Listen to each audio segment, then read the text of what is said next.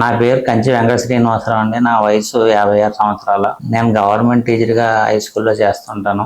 అయితే నేను ఏ రకమైన వ్యాధి వచ్చినా హోమియోపతి వాడుతూ ఉంటాను. హోమియోపతి మీద బాగా నమ్మకం, ఎప్పటి నుంచో వాడుతూ ఉన్నాను.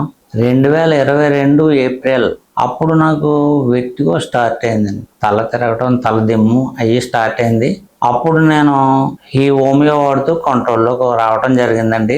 2024 మార్చిలో మోటార్ సైకిల్ నుంచి ఒకసారి పడిపోవడం జరిగింది. తర్వాత నేను కోలుకున్న తర్వాత ఈ తల తిరగటం, అదే వెట్టిగో అదిని బాగా ఎక్కువ అయిపోవడం జరిగిందండి.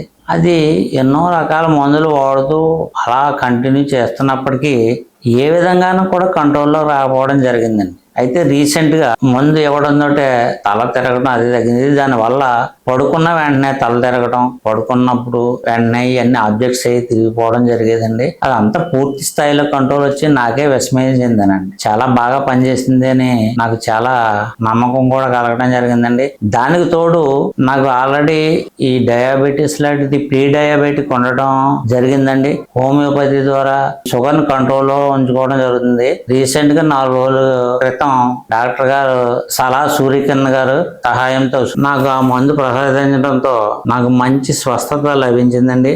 ఇప్పుడు కంటితో క్లియర్గా చూడగలుగుతున్నానండి. ఇంతకుముందు ఇబ్బంది ఉండేదండి. నాకు మగతాయి అన్నీ ఉండి కాళ్ళలో ఒక రకమైన తిమిరి, తర్వాత ఏదో చర్మం దలసరగా ఉన్నట్టుగా అనిపించినట్టుగా ఉండేది. అవన్నీ తగ్గిపోయినాయండి. ఇప్పుడైతే ప్రజెంట్ నాకు చాలా బాగుంది. అయితే క్లిష్టమైన ఈ వ్యాధులకి హోమియోలో మంచి మార్గం దొరకడం నాకు ఎంతో ఆనందంగా ఉందండి.